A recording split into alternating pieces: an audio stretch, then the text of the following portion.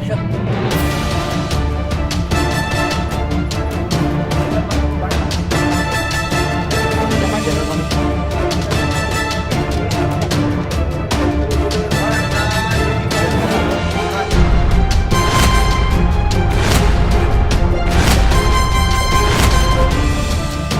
Sabi na, ang aresto kay Marcos, pwede ba?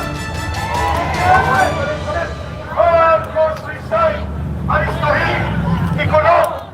Marcos resign! Aristuhin! Ikulong! Marcos resign!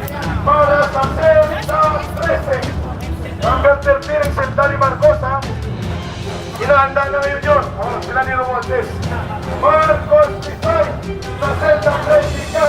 Okay, dito! Marcos resign! Sa Selda 13 ka!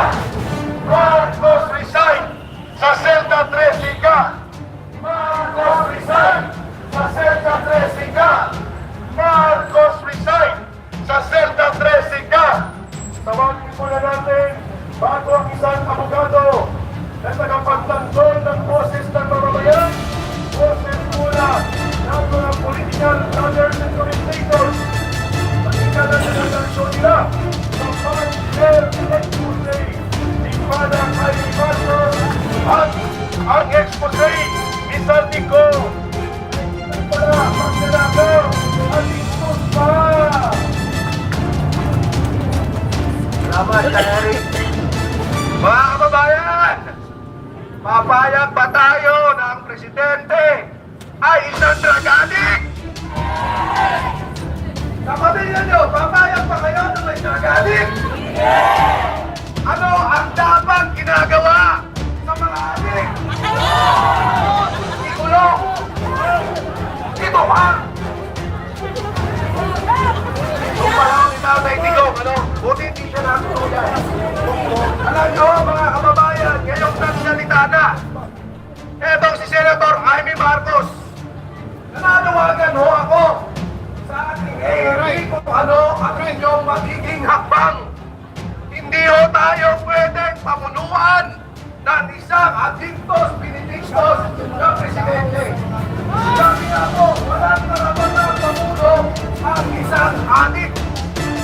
Mahirap po dahil ang pag-iisip niyan ay hindi ho natin kontrolado.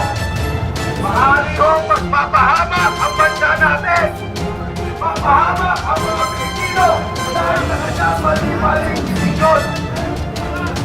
Marami ho yan. Apat na beses, isang araw tumitira ng cocaine. Apat na beses, hinahati-hati pa. Huwag natin big time ang lupit. Ang sarap. Habang yung mga kababayan Pilipino hirap na hirap ang bayad ng buwis. Ang mga kababayan Pilipino binabaha kayo ng pagpapasilan. Urba, ring sa umaga o ring sa tanghali at kainito sa hapon at sa gabi ang swade dahil tuloy-tuloy ang party. Flavored cooking daw, sabi ni Manang Jaime. Grabe mga kababayan!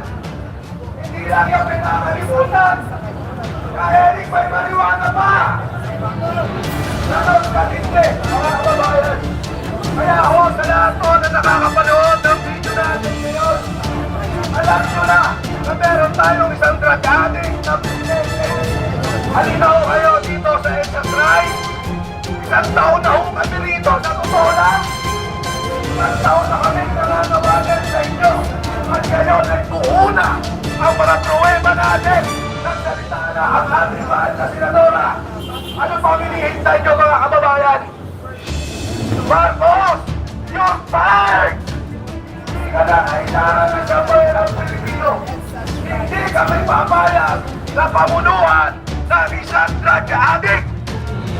Hindi kami papayag na masira ang kinabukasan ng mga kabataan. Kaya pala, ayaw nyo sa war on drugs sa Pangulong Duterte. Paborito nyo para ang droga. Napakahirap po yan mga kababayan. Kung mga kababayan ko, Dahil namin sa inyo na tayo pa rin ang ating Diyos. Lumawas kayo! Ulitin ko, isang taon na kami dito. Naghihintay kami sa inyo.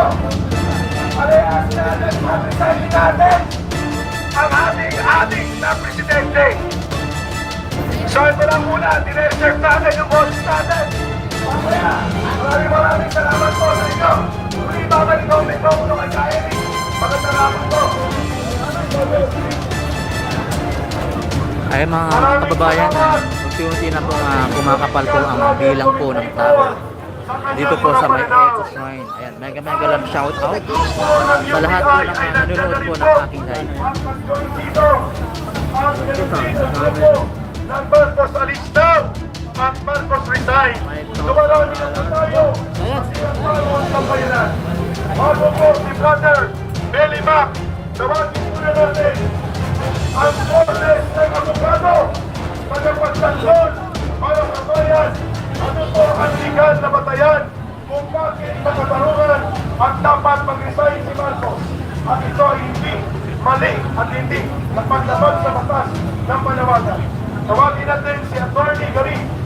Hindi po niya pag-identity na rin.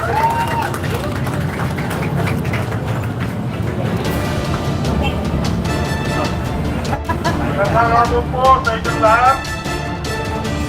Nagpapasalamat po ako at nabigyan ako ng pagkakataon na makapagsalita. Bago po ang lahat, nais ko ipaalam sa inyo na kasama ko ang aming mga kababayan na nagagulpol ng pagkutlupa. Palakpakan po namin yan!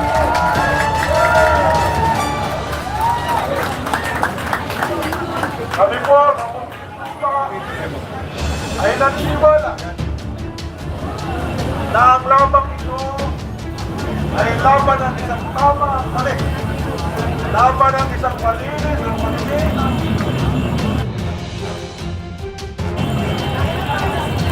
Marami po ang nagsasabi Bosiha! Bomba! Bomba! Bosiha!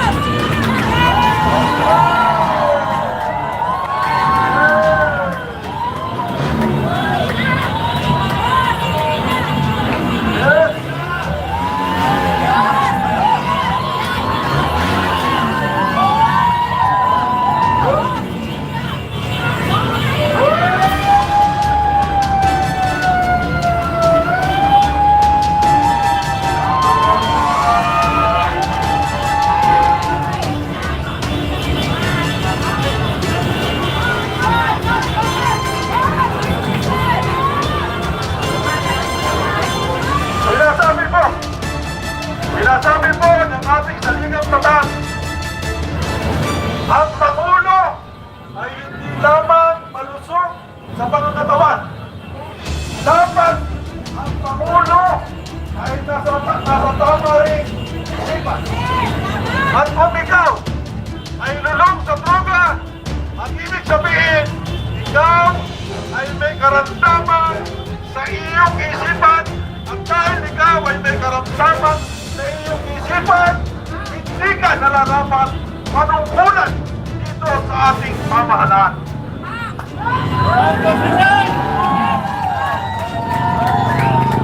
Alam niyo sa batas, mabuhay kayo! Mabuhay! Mabuhay!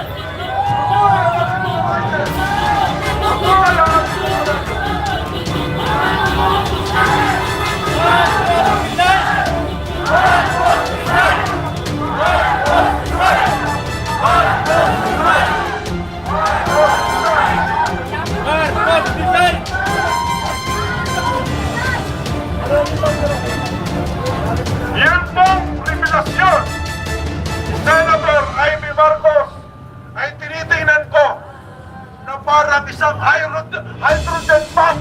Talaga po, sobrang pasabog. Pero tingnan po natin sa legal, ano po?